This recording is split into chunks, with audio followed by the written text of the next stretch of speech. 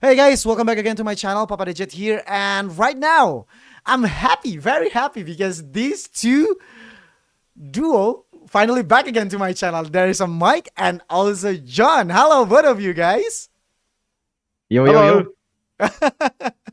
Okay, so how you guys doing right now? How you doing, John? I'm doing good. How are you doing, Mike? How are you doing, Dejet? It's been a hot minute. Mike, I haven't been able to get you down to talk about stuff. I'm I'm happy you showed up tired, here. John.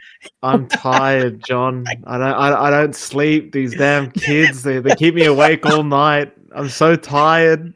How are you, Dejet? How are you feeling? Are you Uh, tired, sir? yeah, when it's come to my first experience to having a kids, it's like a sleepless night, sleepless weekend, and Oh. then going for the event on the weekend. But I don't have enough sleep, so yeah, I feel you, brother. I feel you. All right, so how old she or he right now? Oh, I've got two daughters. One of them's 2.5, and the other one's 8 months. So it's Oh, very, very full on. all Very right. full on. All Yeah. right. Okay. I can imagine how you're doing right there. But John, Yeah. it's been multiple times since I invite you again and again without Mike, of course. But this time Mhm. we have a good topic to talk, three of us, about something that happens not just only in Southeast Asia, but also around the world in terms of Dota 2 pro scenes right now. So I think let's talk about our first things here, which is something that I quite surprised when this news come out, which is the Talon Esport, I don't know, quote unquote financial scandal Ooh. Mhm. problem and everything, because this kind of reminds me of what is happening between Bleed and also the players. You guys know about Bleed Esport, what is happening. So we live there as a history, but right now there's something new, which is Talon Esport. John, Mike, do you have any first thought or maybe first things that come out on your mind when you guys heard or read this news that time? I will start with Mike Well, So first.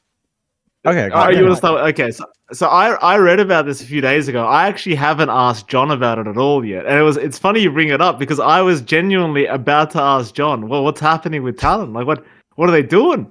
Well, it seems like they have money problems. I don't know.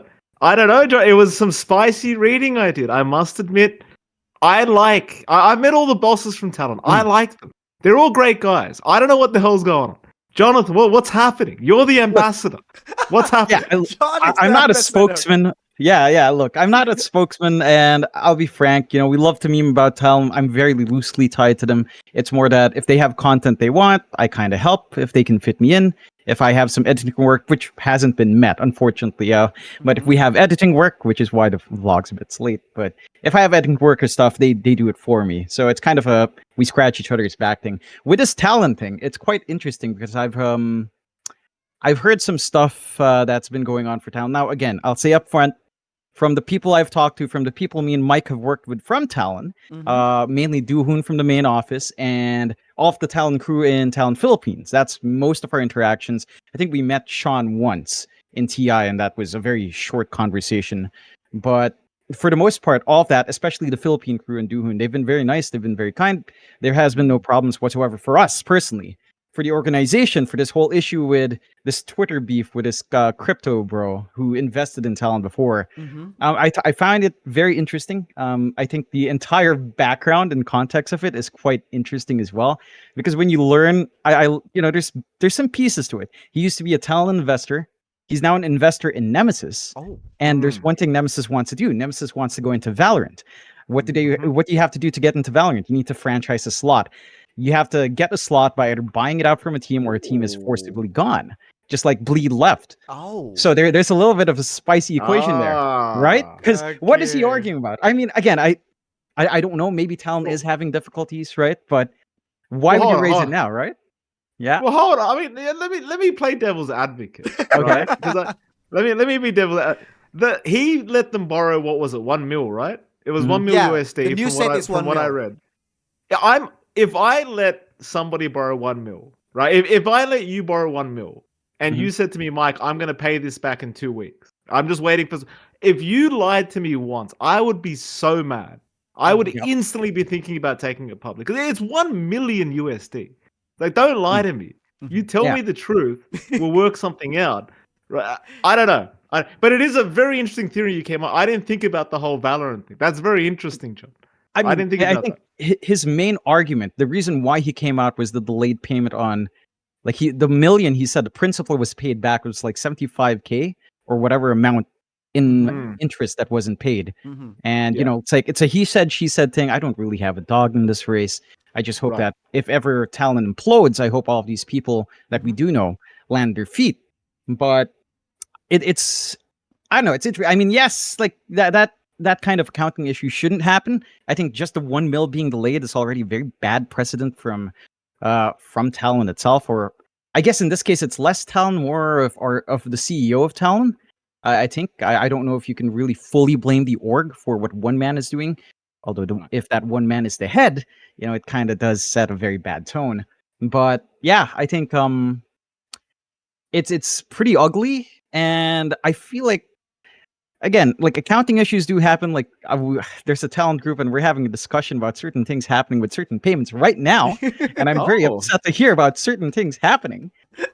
especially considering other people have received payments and others have not. But that's a Mm-hmm. different story. It's just that's Right. esports, right? Mm-hmm. So for me, there's a certain extent of that's esports. To be fair, talent should be a professional company, and you'd hope its CEO is professional as well. But accounting issues do happen, and again, the timing is just rather convenient to an extent. Will Talon get booted in VCT like Bleedus? This is much more pertinent for Valorant than it is for Dota. For what it's worth, I did speak to not really the players, but I got their general consensus from talking to people in the surroundings, and they are waiting to see what happens. I think there's a deadline set internally, and things Yes. can happen afterwards. So we'll see if those deadlines are met. If not, well, I know. Like that's another tough. It's another tough time to lose an orc. Okay. But it is what it is if that happens. Well, if Yeah. since you're talking about the statement and also the response from Talon, they're not denying about the rumors and Mm, also the news that come out from the CEO of Nemesis supposed to be right.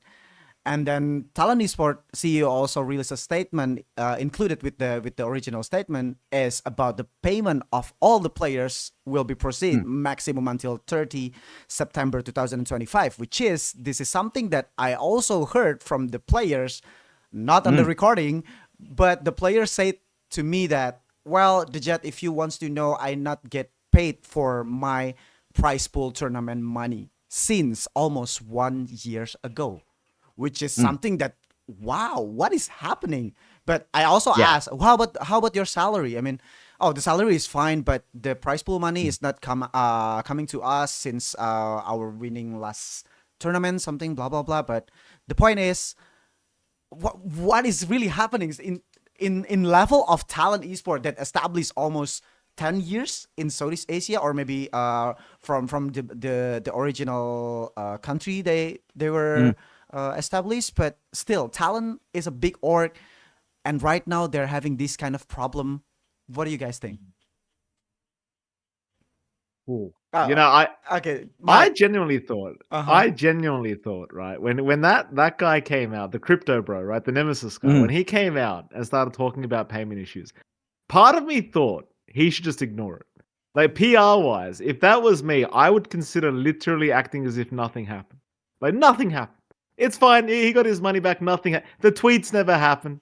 I wouldn't care. That's the way I would act it out. Because it just seems like a downward trajectory now. Like what's happening with talent? Like everything's out in the open. We're gonna lose another org.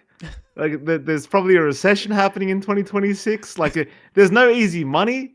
Like don't forget, like these orgs, they became really popular right during like COVID times and right after COVID, where money was just being printed nonstop. Now there's no money. So what are you Mm. gonna do now? Where's the money coming from? You can't just take out endless loans. Yeah. You know. I think even the Nemesis guy said it, didn't he? He said it's like a pyramid scheme, which I wouldn't go as far as saying that. I think they're just doing business, but it's Yeah. I don't know. Part of me thinks they should have just ignored it. I'll be frank with you, because I don't think there's any good way to respond to that. Yeah.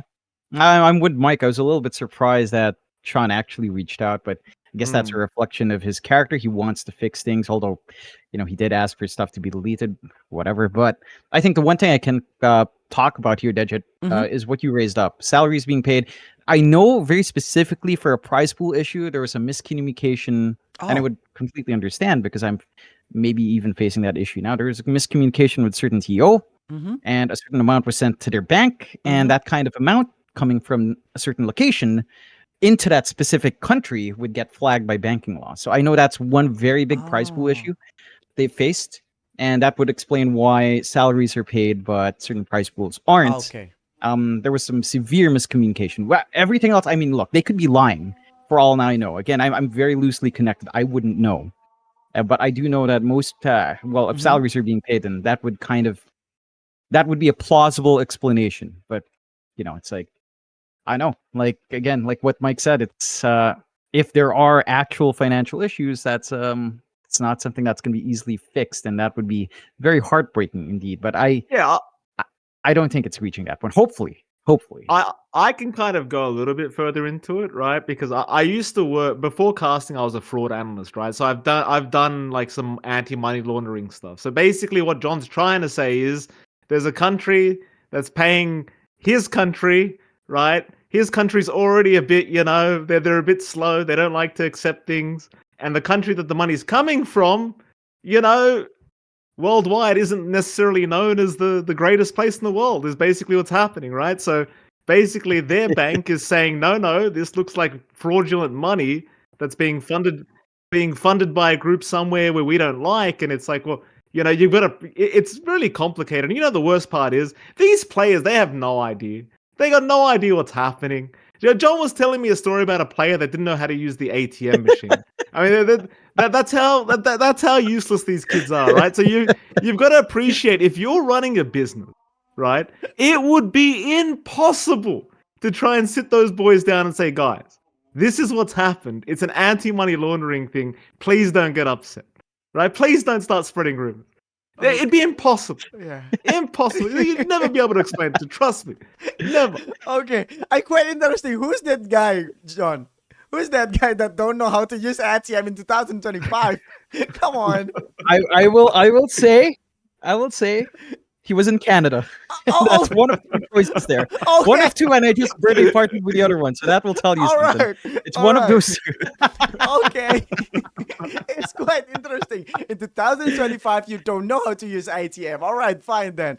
Okay, so my next question will be how's gonna be the future of Talon Esports in terms of the Dota 2 teams? Because right now, yes, they're still uploading a content, which is the player still doing the content with them. But after the TI, the rumor is quite, uh, you know, like everyone's already noticed that Talon will be disbanded. The player that remaining on the Talons right now will be gone, and or maybe they will doing like full-time live streamings or not even doing a competitive anymore. And then Talon, if they still want to go for Dota 2, they will be not playing with the current players that are still on the list, which is two Indonesian boys, and then one is, I don't know. Correct me if I'm wrong. It's WS. Oh, sorry. WS is Yeah, released, Malaysian. right? Yeah, I released. Malaysian. Okay. Yeah. So yeah, what do you guys think? I will start with John this time. John. I mean, this kind of goes back to the topic we were talking about last time. I think Exactly. Talon would like to keep things. This thing coming out certainly, will sway players to maybe start riffing up, or not ripping up, but looking for contacts elsewhere. Mm-hmm. There is still swirling rumors of an org coming in from a different region, and they are cash heavy, backed by a big sponsor. So Mm-hmm. that could be an option for some of these Talon boys with a reunion with a certain player. Who knows? But I think Talon itself, if you're talking about the Talon as an org, as far as I know, I don't think Talon would want to release roster. I don't think they want to let go of Dota. It's one of their core esports now. I think they can consider it their core with Valorant along with Rainbow Six Siege. Like these are their main titles, and League, of course, like one of their four main titles for Oh, Talon. And I don't think they'd want to let that go, right? So I think okay. Talon would want to stay if possible. If this entire thing fixes itself, I think there's still a high chance they can keep the roster, but this circumstance does make it trickier. And again, a lot of these players are getting nudged by a certain org coming in with a Of very course. cash heavy sponsor. So there's a chance that we'll see Southeast Asia in general get a shakeup. I think it's actually more interesting to think about Boom. We had a different topic, but I think Mm-hmm. it's very interesting to think about what happens to Boom after TI. I think Okay. they're in a much more volatile spot, even if they're at TI, just because of the nature of the org right now. So Mhm. I think C in general is going to be seeing some weird stuff happen pretty soon. All right. What about you, Mike? What do you think about Talon's future after these scandals, rumor, news? What do you think? I just want to say I have no insider information. Like John Mm-hmm. actually knows stuff. I have no idea. I All have right. no idea. But my best guess, Dejet. Mm-hmm. I do guess very well. I'm usually pretty accurate. I Oh. don't think they're not staying. Those boys aren't staying. Esports World Cup. I was standing there with John watching the boys set up for their games, and I said to him, "It's like a funeral in here. Like it's Oh the my there god. was there was no hope. Yeah, I'm pretty sure there's a vlog from somebody, and I said Mhm. that on camera. It was like a funeral. It was so depressing. Oh They my they you god. could nobody was happy. Nobody was talking. You know, you could tell nobody was in the same boat. I literally asked, "Who's the problem? Who is it? Who's the problem nobody wants to talk about?" And you could kind of tell everyone had someone to blame. They're not staying. I guarantee Talon are going to have a completely new roster, Okay. right? After all is said and done. I guarantee it. I can almost guarantee it. Do I think it's good? No. I think it's horrible. I think it's horrible.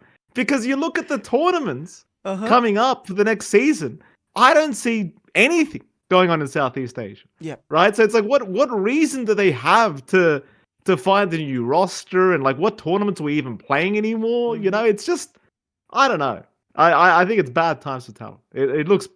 I hope they don't leave Dota Okay. 2, but I don't think the roster's staying again. All right. All right. So John think that there's a big potential that the players will be staying, but Mike have a different thoughts that you think the players will be release it or maybe just I'm not gonna continue with you guys, something like that. Okay. All right. Yeah. So to close our first topic, correct me if I'm wrong. This case never happens in outside Southeast Asia organization, esport organization that financial problem. Correct me if I'm wrong because I'm not remembering everything because the scenes that I always take a look is just only Southeast Asia bleed, and then some scandals from W2B back then, which is involved with gambling, arrow gaming. Everything's involved something that around financial problems, cannot pay the players, cannot pay the salary, something like that. Is it too hard to sustain and also survive in terms of organization in Southeast Asia? Because if we're talking about another regions, I never heard about this kind of news, Mike. Mm. Yeah, I think it's really hard in Southeast Asia. Like we lack the sponsors are hard to get. Like there's Mm. no sponsors that are going to pay you the money they want. Play. I mean, we talked about this on another podcast, I think, but players are getting like the good guys are asking for like 10K a month minimum, Ah, right? 10 yeah. 10K USD a month minimum. Like that's pretty hard to cover for one guy, let alone five of them. So if you want any hope, you've got 50K USD a month just paying the players. You add all the bills on top. There's no sponsors. The only sponsors you can get are gambling sponsors, and even they're starting to cheap out. Mm-hmm. You know, well, we've been inquiring. Trust me, they're starting to cheap out. It's not very fun over there. So I think there is a dark time for SCA. I don't know what we do about it Oh. because I feel like the only way for SCA Dota to make a somewhat of a revival is the costs have to come down somehow. Like it's Oh. too high. If John and I wanted to start a team, how are we going to start a team? 50K USD a month just to pay players. How are you going to start a team? Who's going to start a Dota 2 team in SCA? It just go on, John. It doesn't make sense. It just No, doesn't make sense. it's impossible. And I think I mean, I know we focus on like Southeast Asia, like these issues with orgs, Mm-hmm. but I think you have to remember the context of like I think North America is basically dead. Not that they had any issues paying people. Yep. There was that case with Sumail and EG, if you'll recall that Yep. stock dilation or whatever, but that case didn't Ah, quite go his yes. way. But there was that issue as well. So I don't think it's fully unique here. There must be stories from South America as well that Mm-hmm. we're probably just not aware of. It's not reported in English too often. There's a host of issues Oh. there as well. And I think it's so weird to think about it for Southeast Asia here because when you think about esports in general, Southeast Asia is thriving. It's like the VCT is doing good. The numbers are always good, even though I detest the game. VCT Pacifics in Tokyo and the attendance look great. Like people are watching. League is still somewhat strong. I'd say it's in a weaker position in Asia in comparison to like China and say Europe, but especially in comparison to Dota. But yeah, that's still going strong. Mobile Legends popping off. Honor of Kings is just throwing money at everywhere. There are so many teams in each single environment, and Dota's just the one that can't keep up. And I think it's just down to demographics. Like you look at who you're going to be advertising to in Dota 2. It's been going up. Maybe like 10 years ago, we were young. We were the target demographic to be advertised to. Yeah. At this point, like I'm 32. Mike's going into his mid 30s as well, somewhere in that line. You're still young at heart, Mike. That's not the point. The point is that we're not the people that are going to be advertised to. We're not the target market for anything that makes money, right? For the most part. So it's hard to find it for Dota 2 because again, our age, we're not losing players, we're aging players, and it's just not good for monetization. It's just not great. I mean, theoretically it is. These players should have money. They should be spending more on merch. They should be spending more on stuff, but that's one thing that esports doesn't translate to. Just because you're an esport fan doesn't mean you're buying merch. Not like, say, a fan of the LA Lakers in the Philippines will certainly buy an LA Laker jersey. Now, you see that everywhere in the streets. Everyone wears some sort of sports team from basketball. I've seen people wear F1 hoodies all across. People buy that merch. They don't do the same thing to the same extent for esports teams. Yeah. So even if you have that aged up demographic, no one spends. And it's just those two factors. It makes it very hard to hold an org. I think we saw it already in the Philippines, right? With Kukuis, unsponsored for what, like an entire year. They got picked by TNC. No salaries, just purely to use the boot camp. And that's it. Like that's as far as a local org, a new org to dip back in. That was all they were willing to do. Not even salaried them, just giving them a shot. And that shot failed. And if they went through, maybe there would be talks to integrate back into a team. But the market's just not there right now for Dota 2, at least in Southeast Asia.